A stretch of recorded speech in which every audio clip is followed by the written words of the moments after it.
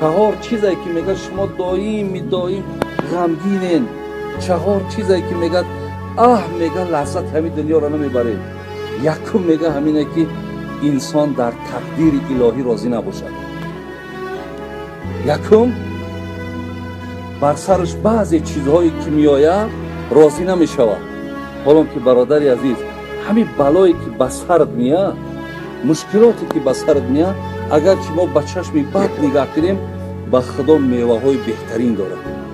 یکم میوه شاینا من برای شما گویم، در روایت خواندم که میگه وقتی که بنده مبتلای بلا میشیده است، مشکلات میشیده است، الله مهربان میگه به سوی فرشتاش میگه که به خاطر آن مبتلاش کردم تا صدای او را، فریاد او را به سوی خودم گوش کنم.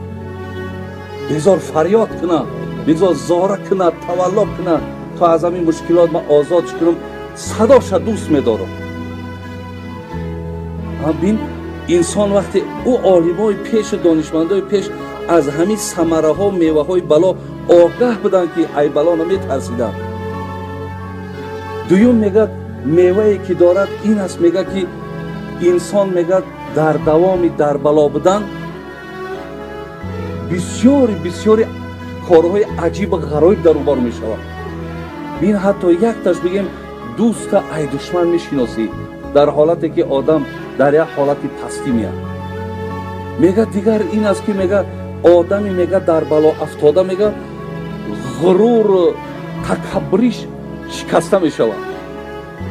هیچ کس راکش نمیکنه، یک کس خطیش سلام نمیکنه، یک کس نزدیکش نمیه. یک آدمی را که همه خوش آمد میگه، همینجا میگه غرورش میشکنه، همینجا میگه تکبریش ای بین میروه، همینجا ضعف بدن خودشه، شکسته بدن خودشه، بین همینجا احساس میکنه.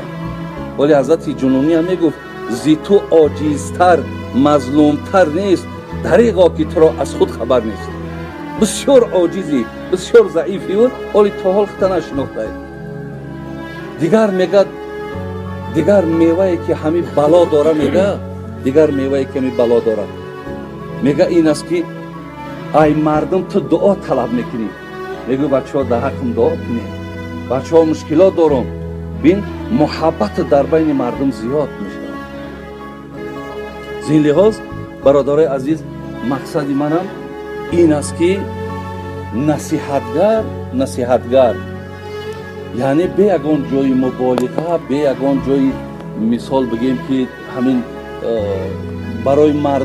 برای مردم همین چیزا که در دلشان تصدیق کنند، آمدیم به سر دویم ارتکاب گناه. دویم چیزی که آدم آسودگی و صفاش بین میبرد. یکم راضی نبودن به تقدیر الهی، دویم وقتی که آدم مبتلای گناه شود، سوم حسد خوردن.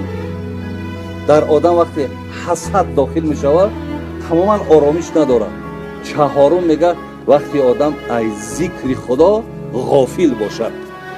اینها میگه آدمایی هستند که صفای زندگی ندارند، اینا راحت زندگی را نمیدانند.